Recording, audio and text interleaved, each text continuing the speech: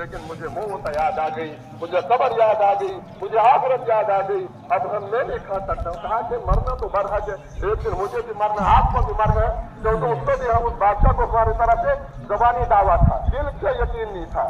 तुम्हारा बुजुर्ग ने सोचा कि इसको दिल के यकीन, इसके दिल को यकीन बनाना है. जो दावत तबलीग में कहते हैं कि दावत तबलीग में चलो, दिल के यकीन को दुरुस्त करो, अपने ईमान को मजबूत करो. ईमान की बुनियाद पर जो है दुनिया के अंदर भी आखिरत के अंदर भी आपका बेड़ा पारा हो सकता है.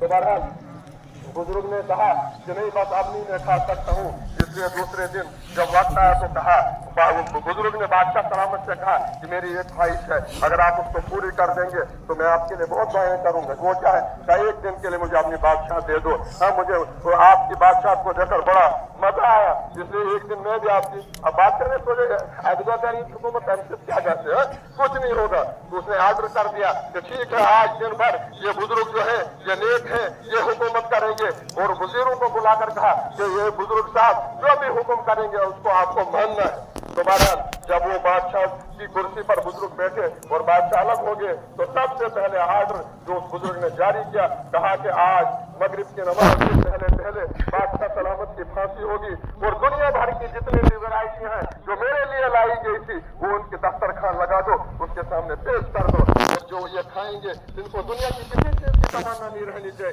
क्योंकि मगरिब नमाज से पहले इनको फांसी का फंदा तैयार कर दो और उसको फांसी दे देनी. अब वो उसके होंठ सूख रहे, मुझे पता था यही हुकूमत करेगा, मैंने क्यों ये हुकूमत करने के लिए आर्डर किया. अब तो मैं फंस गया. अब जब उसके सामने तमाम वैरायटियां दूसरे मुल्कों से मंगाई गई, उसको अपने बीवी बच्चों ने कहा कि जाओ उनसे खेलो बोलो. अब उसके होंठ सूख रहे, लाया उसका सर, कहता नहीं खा सकता हूँ. कहता क्यों नहीं खा सकते? कहता शाम को फांसी तो शाम को है, जब तक शाम तक तो अभी जिंदा है. जो जिंदा उसको क्या डबल वही हम ने खाना.